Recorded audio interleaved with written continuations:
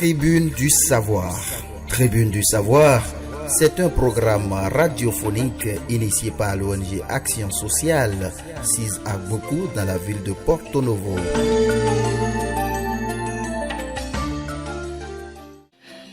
Aimables amis du bout des ondes, auditeurs, auditrices de la radio scolaire et éducative, bien bonsoir, bienvenue à votre émission Tribune du Savoir. Je suis Fidèle Sénat Vaudounon de l'ONG Action Sociale, un plaisir renouvelé d'être devant ce micro pour échanger sur l'éducation sociale et financière conformément à notre agenda sur le projet autonomisation des adolescents grâce aux compétences de vie et à l'éducation financière. Je suis en studio ce soir avec deux facilitateurs, d'autres parleront peut-être d'animateurs, mais dans le jargon du projet NPL, nous parlons plutôt de facilitateurs. Ils sont en studio en lieu et place de la superviseure et de la responsable du projet que j'ai l'habitude de recevoir sur cette émission.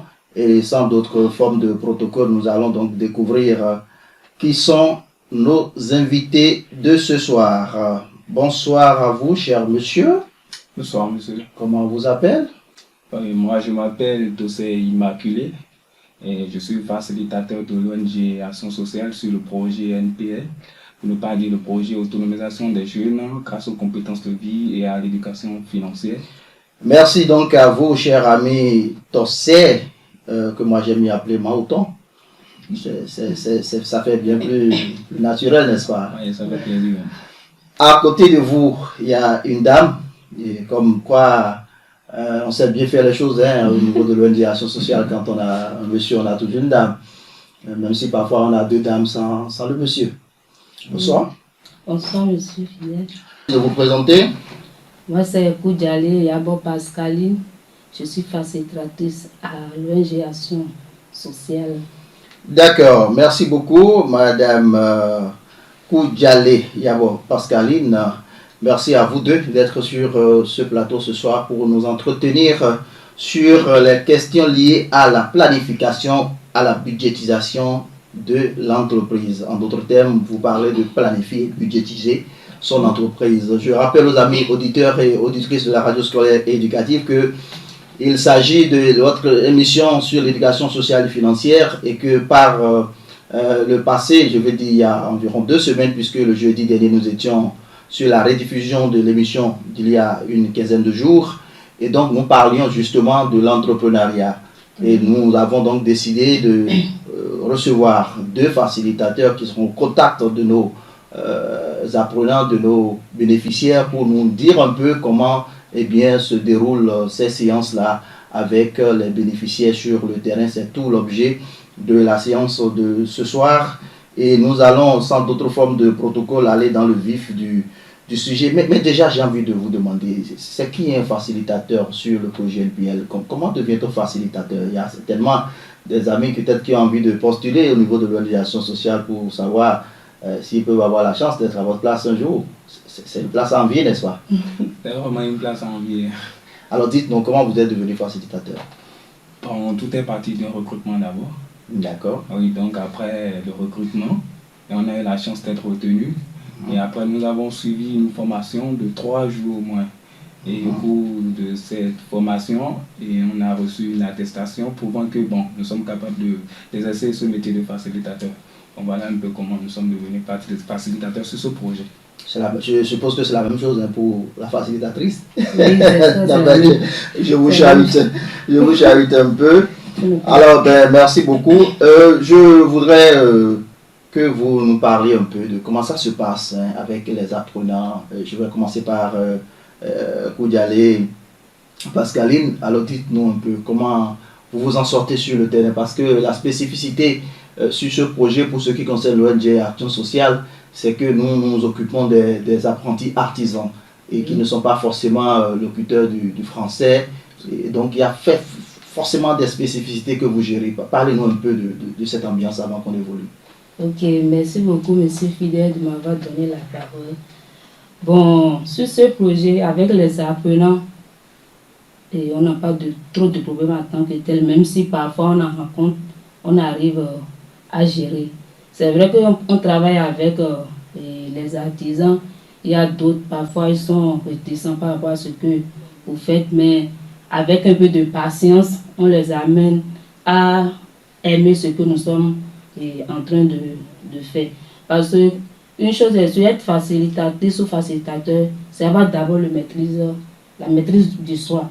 Donc sur le terrain, il y a des cas on se retrouve avec des apprentis qui ont des comportements un peu, pour ne pas dire choses là, mais on arrive quand même à gérer. À gérer. Ça fait partie du métier.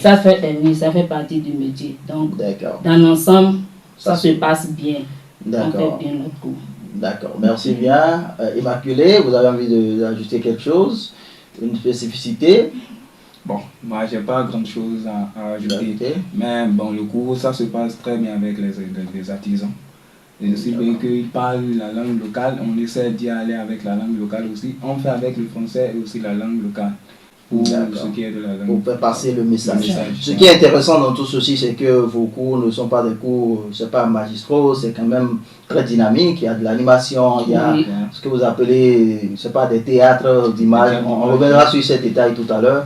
Donc je pense que c'est à votre initiative, hein, parce que j'ai noté pour quelques séances que j'ai suivies avec vous, pas plus tard qu'hier d'ailleurs, j'ai vu que ce n'était vraiment pas un travail facile, mais vous arrivez quand même à passer le message. C'est déjà très bien. Alors dites-nous, où en êtes-vous actuellement avec les bénéficiaires au niveau des différents ateliers, au niveau des différents clubs Aflatine Plus?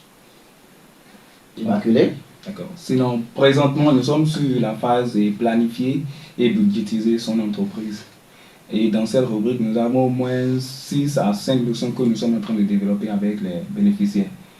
Voilà. Vous êtes sûr de tenir dans le temps? Nous sommes à quelques semaines, hein, pratiquement, en tout cas pour cette vague, à la fin donc de cette vague de l'an 2 du projet.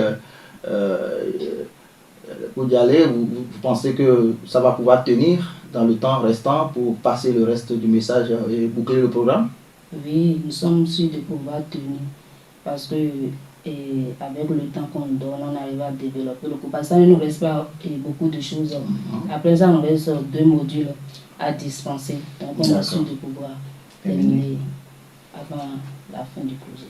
Merci beaucoup. Je pense que nous allons rentrer dans le vif du sujet. Je rappelle aux amis auditeurs et auditrices de la radio scolaire et éducative qu'ils ont la possibilité de nous appeler en direct sur cette émission sur les numéros 90 75 75 60 ou le 98 08 06 08. Je voudrais aussi faire un clin d'œil à notre technicien du jour, pour ne pas dire du soir, Jean-Jaurès Carlos Ayadoku, qui nous fait le plaisir de nous accompagner sur cette émission. Alors, planifier, budgétiser son entreprise. Déjà, on va essayer de faire une forme de clarification conceptuelle. Planifier, c'est déjà quoi? Qu'est-ce qu'il faut entendre dans le jargon de l'éducation sociale et financière? Comment vous expliquez ça à vos apprenants? Donc, face aux apprenants, tout d'abord, quand on dit planifier, nous leur posons la question de savoir quel est le nom dérivé de la planification. Il y a d'autres qui vont vous répondre, il y a plan. Donc à partir du plan, eux-mêmes ils comprennent déjà ce qu'on appelle planification. C'est avoir un plan pour ce qu'on a fait. Par exemple, on a une maison à construire. On a le plan de la maison. Donc voilà un peu, nous arrivons à contextualiser le thème planification. D'accord. Et budgétiser, comment vous expliquez ça, Pascaline? Et nous expliquons aux apprenants qu'ils doivent savoir planifier les dépenses. Puisqu'ils ont déjà un plan, ils auront des dépenses à faire. Ces dépenses-là, ils doivent les planifier. Si c'est ciment, si c'est ils veulent ouvrir un atelier par exemple, pour rester dans le contexte, des artisans. S'ils veulent ouvrir un atelier par exemple pour acheter des choses dedans, ils ne vont pas se lever d'un coup et dire bon voilà j'ai déjà une boutique, il faut que je rentre dedans. Non, il faut d'abord qu'ils s'asseyent et faire leur plan. Donc à chaque chose, comment dirais-je, ils vont mettre le point sur chaque chose. Si c'est mèche que je vais acheter, je dois écrire. Si c'est les employés que je dois mettre dans ma boutique, je dois mettre tout ça là. Donc c'est ce que nous mettons dans budgétiser. D'accord. Alors je suppose que vous avez déjà traversé un certain nombre d'étapes avant d'arriver maintenant à planifier, budgétiser son entreprise. Alors je voudrais vous laisser libre cours maintenant de nous dire en réalité comment tout ceci se passe. Planifier, budgétiser son entreprise, cela suppose donc quoi de façon beaucoup plus pratique à présent. Immaculée? Pour commencer d'abord, il faut trouver de l'inspiration. Quand on parle de planification et de la budgétisation de son entreprise, il faut partir de l'inspiration. Puisqu'on ne peut pas se lever du jour au lendemain et dire que nous voulons créer une entreprise. Il faut d'abord réfléchir à ce que nous voulons faire. Il faut d'abord réfléchir à l'emplacement de notre entreprise, du personnel que nous voulons employer quand nous allons mettre en place notre entreprise. Donc tout part d'abord d'une inspiration, de la réflexion, pour être en termes clairs de la réflexion. Voilà. Donc il faut partir forcément d'une idée. Oui. Il se pourrait que cette idée aussi soit, je sais pas, inspirée par quelqu'un, un mentor ou je ne sais pas quoi. Parfois il y a que on est inspiré par quelqu'un d'autre, c'est autorisé. Voilà. N'est-ce pas? Oui, c'est la deuxième étape. C'est la deuxième étape. Ah ok, je laisse alors Pascal nous expliquer cette deuxième étape. Oui, après avoir trouvé l'inspiration, parce que si tu veux faire quelque chose, il faut avoir une idée réelle de ce que tu veux faire. Maintenant, tu devras forcément t'inspirer de quelqu'un. Quelqu'un qui est dans le même domaine que toi. Et tu sais que ce qu'il fait, ça lui réussit, ça lui va bien. Il peut être non comme il peut être proche de toi. Si il est proche de toi, c'est ta chance. Tu peux t'approcher de lui pour prendre des conseils. Donc, il faut d'abord trouver un mentor. Après l'inspiration, trouver un mentor. Maintenant, après ça, tu vas pouvoir maintenant te projeter dans ton entreprise. Se projeter dans son entreprise, ça veut dire quoi? Il y a plusieurs sortes d'entreprises. Il y a individuel, il y a en groupe. Donc, on les fait comprendre que travailler seul, ça a des risques et des conséquences. Travailler aussi en groupe, ça a aussi des risques et des avantages plutôt. Donc, c'est à eux de choisir ce qui les arrange, ce qu'ils veulent. Les avantages et les risques qu'ils sont à même d'assurer. D'assurer. Donc, c'est ça. Donc, si ils ont un mentor qui les instruit, c'est à eux maintenant de choisir le type d'entreprise qu'ils veulent. C'est ça qui est se projeter dans son entreprise. Après ça, on leur dit de faire leur business plan. Ah, le fameux business plan. Nous en avons parlé ici il y a 15 jours, je crois, oui, 15 jours avec les responsables donc, du projet que vous mettez en œuvre. Et nous avons bouclé la réflexion d'ailleurs. Alors, ce que moi je vais vous demander, vous qui êtes au contact des bénéficiaires, c'est comment vous entendez, si vous l'avez déjà fait, comment vous l'avez fait, mais si vous ne l'avez pas encore fait, comment vous entendez justement faire internaliser aux enfants cette notion de business plan, parce que quand on en parle, ça paraît parfois du charabia pour certains. Alors, comment vous entendez vous y prendre, Immaculée? Quand on parle de business plan, et en face des bénéficiaires, nous leur disons les différentes étapes à suivre pendant le processus de leur entreprise. La première étape, c'est l'introduction. Et dans l'introduction, nous avons le nom de l'entreprise à créer et l'emplacement de l'entreprise. Voilà un peu les éléments qu'il y a dans l'introduction. Et ensuite, nous avons les buts et les objectifs de notre entreprise. Nous avons aussi les personnes. Parce que tu ne peux pas lancer ton entreprise sans avoir des personnes pour travailler avec toi. Donc nous avons aussi les personnes. Donc ils doivent mettre tout ça là dans leur plan. Après ça, faire le marketing. Le marketing, c'est d'abord étudier le terrain, connaître le goût du client. Parce que tu ne peux pas vouloir ouvrir ton atelier de coiffure maintenant, où tu t'en vas ouvrir ça dans un village où les gens courent. Et les gens se traitent à 100 francs. Oh là où tu as fait ta formation, c'est 1000 francs, 2000, 500 comme ça. Donc on leur dit d'abord, il faut faire le marketing du terrain. Et il ne faut pas que vous ouvrez vos ateliers et mettre les mails de 100 000, 500 000. Or, ce n'est pas dans un endroit où vous devez... Les gens ont ce pouvoir d'achat là. C'est ça. Donc après le marketing, il y a le financement. La somme nécessaire pour lancer son entreprise.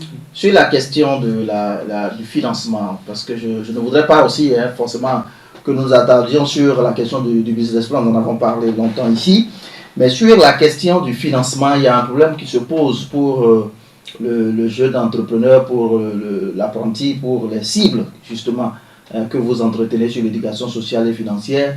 Alors, comment ça se passe? Qu'est-ce que vous leur suggérez? Parce que c'est sûr que des adolescents, ils n'ont pas encore de grande marge financière pour assurer un financement digne du nom. Mais bon, Dieu, sachant faire ces choses par ailleurs, je suis persuadé que leur projet n'irait pas au-delà de leur capacité aussi, parce que c'est des projets qui tiennent compte, bien entendu, de ce que eux-mêmes ils peuvent faire. Alors, comment vous organisez ça? Ça s'aligne sur leur économie, parce que je sais que vous avez déjà inculqué des notions d'épargne à ces enfants qui mettent ça déjà en pratique. J'ai eu à faire des entretiens, des interviews avec quelques-uns qui m'ont montré même qu'ils ont déjà eu à acquérir du matériel de travail, des outils de travail avec ce qu'ils ont économisé. Alors, comment vous projetez justement ce financement-là avec eux? Ils doivent s'en tenir à ça, ou bien il y a d'autres possibilités de financement que vous étudiez avec ces bénéficiaires-là? Bon, pour ne pas trop tergiverser sur ce thème, les apprenants ont déjà d'autres sources de revenus. Au cours de nos animations, il y en a d'autres qui vont te parler des petits commerces qu'ils font à côté de leur job. Il y en a d'autres qui vont te dire qu'ils aident leur maman à faire un tel commerce et ça leur apporte un peu de bénéfices. Donc voilà un peu les sources de revenus qu'ils ont déjà. Donc vous les coachez déjà à rationaliser ces sources de revenus, à ne pas dépenser. Et puis avec la formation aujourd'hui, ils ne dépensent plus comme ils faisaient avant. Voilà, oui, je vous suis. Donc à partir de ces petites sources de revenus, nous leur disons maintenant, bon, ils peuvent déjà commencer à esquisser leur business plan. Ils peuvent déjà commencer à avoir un peu de financement pour monter une entreprise. Donc voilà un peu comment nous essayons de contextualiser ce côté de financement avec. Oui, je vois que Pascaline a envie d'ajouter quelque chose. Oui, bon, disons que ce n'est pas tous les apprenants qui sont dans les mêmes conditions. Oui.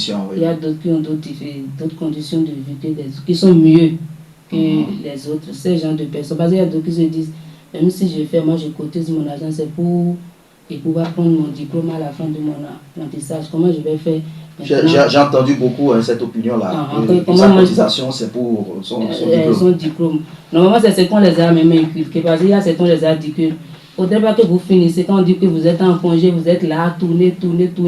On dit, on fait congé 2 ans, pratiquement des années à la maison. On dit qu'on est en congé, on n'a pas trouvé de l'argent pour prendre le diplôme. Donc, vous-même aidez les parents à vous aider. Donc, il y a d'autres, ils n'ont pas les moyens. Quand ils vont dire que j'ai fini maintenant, j'ai déjà le nécessaire pour ouvrir mon atelier. C'est là les sujets. Parce qu'il y a les banques là qui peuvent faire des prêts.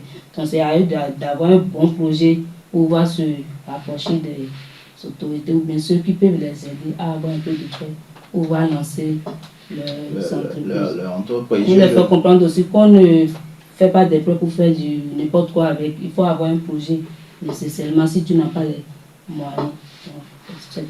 Je pense que c'est tout l'avantage de ce projet d'autonomisation des adolescents grâce aux compétences de vie et à l'éducation financière que met en œuvre l'ONG Action Sociale en partenariat avec Aflatoon International et grâce au financement de la Loterie Nationale des Pays-Bas, NPL, qui donne d'ailleurs son nom à ce projet dénommé projet NPL, qui aujourd'hui permet à de jeunes apprentis artisans d'avoir une idée de développement d'entreprise, une idée de conception de business plan, une idée de recherche de financement.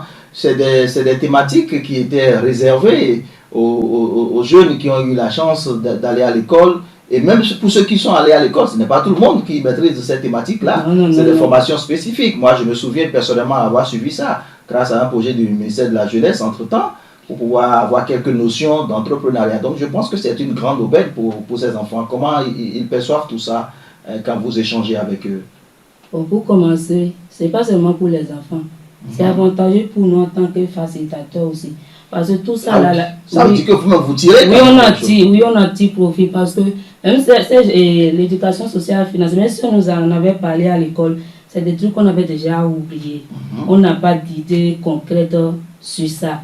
Mais avec la formation qu'on a eu à faire en tant que facilitateur, on a tiré grand profit même. Il faut dire que vous avez eu justement le privilège de recevoir encore un atelier de renforcement de capacités dernièrement. Et les enfants aussi sont très contents du projet, surtout les patrons. Parce qu'il y a une qui me disait la fois dernière, si elle en son temps, elle avait cette chance d'avoir cette formation-là, c'est sûr qu'elle ne sera pas à ce niveau aujourd'hui.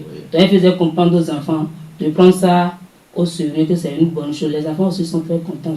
Mais il y a d'autres qui disent que si ça pouvait se prolonger jusqu'à eux, les apprentis auront ce privilège que ce serait bon. Oui, j'en ai reçu qui disaient que son souhait, dans les recommandations, son souhait, c'est que ce projet-là persiste jusqu'à ce que eux-mêmes, leurs apprentis, puissent en bénéficier un jour.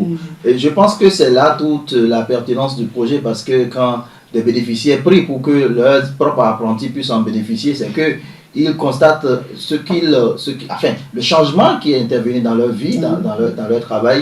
Ils voudraient faire profiter ça à eux-mêmes, parce qu'aujourd'hui, eux, ils font profiter ces changements-là à leur patron. Parce qu'ils ont changé, il y a qui ont dit qu'aujourd'hui ils respectent plus, ils ont plus de concentration sur le travail, ils évitent les mauvaises compagnies et tout. Et donc, ils ont envie justement que cela se perpétue. Et ça, je pense que ce sera relatif de Aflatoon International et de son réseau de partenaires. Au niveau de l'action sociale, nous nous tenons prêts à toujours donc conduire la dynamique et à trouver d'ailleurs des voies et moyens d'amener notre part justement à la mise en œuvre de ces genres de projets. C'est ce que nous faisons. D'ailleurs, je rappelle que la formation, l'atelier de renforcement des capacités dont vous avez bénéficié dernièrement était justement une initiative interne de l'ONG Action sociale, mue toujours par le souci donc de la bonne compétence à mettre au service donc de ces bénéficiaires-là. Eh bien, chers amis auditeurs et auditrices de la 92.9 en bande FM, vous écoutez votre émission Tribune du Savoir qui traite de l'éducation sociale et financière, une émission de l'ONG Action sociale CISA Porto Novo quartier Boku. Alors, chers amis, voilà qui est dit par rapport à planifier, budgétiser son entreprise. Alors, dites-nous à présent, qu'est-ce qu'on pourrait retenir de façon substantielle sur cette question de budget, de planification, d'entrepreneuriat, et qui puisse être, je ne sais pas, un petit credo que pourraient garder nos auditeurs, que pourraient garder vos bénéficiaires qui certainement nous suivent. Je suppose que vous les avez avertis, que vous irez à la radio aujourd'hui. Alors, je vous écoute. Avant qu'on ne conclue, alors dites-nous, qu'est-ce qu'on pourrait retenir sur cette thématique de planification, budgétisation de son entreprise? Bon, tout ce qu'on peut retenir de ça, c'est que c'est celui qui aspire vraiment à créer une entreprise et réussir vraiment dans son entreprise, c'est de suivre les différentes étapes que nous avons eu à citer tout à l'heure, et pour parler de trouver l'inspiration et imiter un mentor dans ce que nous voulons faire. Et quand nous avons un mentor que nous voulons suivre, maintenant se projeter dans son entreprise. Si nous avons décidé de créer une entreprise individuelle ou bien une entreprise collective, c'est voir les avantages et les inconvénients qui regorgent de ces deux entreprises. Maintenant, c'est à nous maintenant de choisir si nous allons partir seuls dans notre entreprise ou bien la créer avec l'aide d'autres personnes. Maintenant, quitter cette étape, il faut maintenant avoir un business plan pour son entreprise. Et nous avons eu à citer les différentes étapes du business plan. Et à part le business plan maintenant, il faut... Et Pascaline, pour continuer. Oui, après le business plan, il faut savoir distribuer les rôles et les responsabilités. Parce que dans ton entreprise, on ne peut pas venir et sortir comme on veut. Il faut qu'il y ait la secrétaire, si c'est lui qui doit rester à la caisse, le comptable, un peu de tout, distribuer les rôles. Même si dans ton entreprise, tu es seul, il faut quand même les distribuer. Tu sauras que tu es seul pour pouvoir accomplir ces rôles-là. Il faut quand même distribuer les rôles. Après, il y a la valeur ajoutée. Quand nous parlons de valeur ajoutée, c'est quand on apporte un de plus à un produit qui existe déjà. Supposons que, dans ce je prends le cas des apprentis, les coiffeuses par exemple. Il y a une coiffure qui est à la mode, tout le monde est en train de faire, mais on voit qu'avec le temps, les gens ne viennent plus. Donc tu peux modifier la coiffure autrement. C'est ça une valeur ajoutée, ou bien on vend du gari, mais ça ne marche plus, je mets du sucre dans mon gari. Et ça va gari et sucre ensemble, c'est ça la valeur ajoutée. Donc il faut faire preuve de créativité, d'ingéniosité, d'imagination pour se différencier des autres, toujours dans la dynamique d'offrir quelque chose d'inédit par rapport à ce qui se fait. Voilà, nous sommes pratiquement à la fin de cette émission. Dans 4 minutes, nous serons déjà partis de ces studios. J'ai envie donc de vous laisser la parole pour un dernier tour de table sur la question. Mais avant, je voudrais demander votre opinion sur cette formation que vous avez suivie dernièrement. On parle de renforcement de capacités. Et c'est certainement ce qui vous permet d'aborder cette dernière ligne droite donc du projet avec les apprenants. Alors dites-nous quelles sont vos impressions après cette formation initiée par l'ONG Action sociale et qu'est-ce que vous en avez vraiment tiré, Immaculée? D'abord, cette séance de renforcement a été la bienvenue pour nous. Puisque vu que c'est une thématique, c'est une nouvelle thématique pour nous, Parce que quand on parle d'éducation sociale et financière, ce n'est pas quelque chose qu'on connaît il y a longtemps. Nous venons juste de connaître ce qu'est l'éducation sociale et financière. Donc cette séance de renforcement a été la bienvenue parce qu'on manquait de notions. On manquait vraiment de notions en ce qui concerne la budgétisation, la planification de l'entreprise. Parce que c'est vraiment la bonne vie. C'était l'aboutissement même de tout ce que vous avez fait jusque là. Voilà. C'est la mise en œuvre même ça. C'est la mise en œuvre même. Donc si on n'a pas assez d'outils pour développer ces notions, nous allons vraiment bâcler ce travail-là. Donc nous remercions vraiment l'ONG Action Sociale d'avoir initié cette séance de renforcement. Oui, Pascaline Yabo Koudialé. Oui, bon, j'ai les mêmes. J'aime bien les pronoms en langue parce que c'est plus authentique, donc voilà. Oui, vous aviez envie de dire quelque chose par rapport à cette séance de renforcement de capacité dont vous aviez bénéficié et qui impacte certainement votre travail sur le terrain de pilote. Oui, j'ai bien les mêmes impressions que M. Makelo tout à l'heure. Parce qu'on avait des failles au niveau des notions, mais avec le renforcement des capacités qu'on a à faire maintenant, on se sent au top pour bien dispenser le cours. On est aussi sûr qu'on est en train de faire un bon travail. J'ai convaincu. Maintenant convaincu, même les notions qu'on avait à dispenser, comme on a encore fait une révision générale. Ouais. Dans les clubs maintenant, nous-mêmes on refait une révision générale où là on savait qu'on n'avait pas bien expliqué, on reprend les explications. Ben, je crois que ce sera vos mots de la fin sur cette émission Tribune du Savoir de ce jour. J'ai eu le plaisir de recevoir ici en studio Pascaline Yabo Koudialé, elle est facilitatrice du projet NPL au sein de l'ONG Action Sociale, à côté donc de Pascaline Immaculé Tosser, Immaculé Maouton Tosser. Il est facilitateur du projet NPL au sein de l'ONG Action Sociale. Nous avons parlé de planifier, budgétiser son entreprise. C'est d'ailleurs cette thématique qui est en cours d'échange, justement, de discussion au niveau donc des clubs Aflatine Plus qu'ils animent sur le terrain dans les différents ateliers à Porto Novo, à Diara, à Semepodi aussi. Voilà, donc je profite de cette occasion pour remercier l'ensemble de l'équipe projet, l'ensemble de l'équipe de la direction exécutive de l'ONG Action Sociale, tous les partenaires du projet Aflatoon International à l'Autorité nationale des Pays-Bas. Merci à Jean-Jaurès Carlos, à Yaroukou pour son accompagnement technique et à toute l'équipe de la radio scolaire et éducative. Merci, à jeudi prochain. Tribune du Savoir. Tribune du Savoir, c'est un programme radiophonique initié par l'ONG Action Sociale, 6 à Boku dans la ville de Porto Novo.